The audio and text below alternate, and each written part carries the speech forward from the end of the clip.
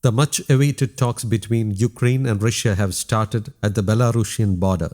The Ukrainian president's office said their goal for the talks was a ceasefire and withdrawal of Russian forces. Before the talks started, the Kremlin said it would not declare its official position even as Moscow's assault entered the fifth day. "I suggest we wait for the talks.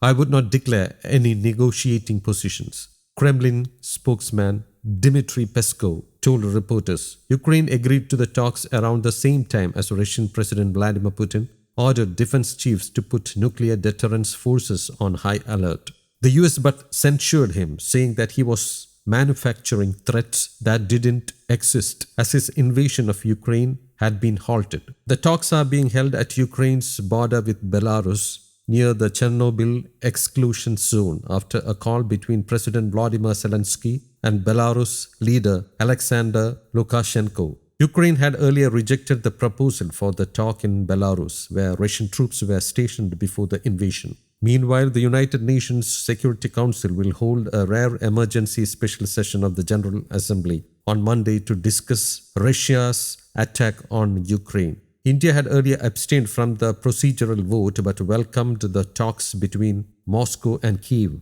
The US government claims that Russia's invasion force has lost momentum and is having logistical and supply problems after facing stiff Ukrainian resistance. On the other hand, Russian military has claimed air superiority in Ukraine and has alleged that Ukraine is using civilians as human shield. Ukraine claims to have expelled Russian troops from its second city, Kharkiv, in the east of the country after Russian armored vehicles got through its defenses.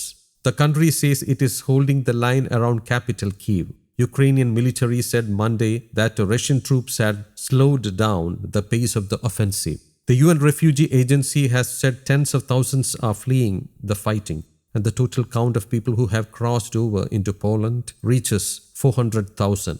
Others are seeking shelter in Hungary, Romania, Moldova, and Slovakia. Pope Francis has called for corridors for civilians to escape the fighting. By the way, European Union members have announced new sanctions and assured Ukraine of more military support in the coming days. The countries will even send fighter jets to help Ukraine counter the Russian assault, the bloc's foreign policy chief Joseph Borrell said on Sunday.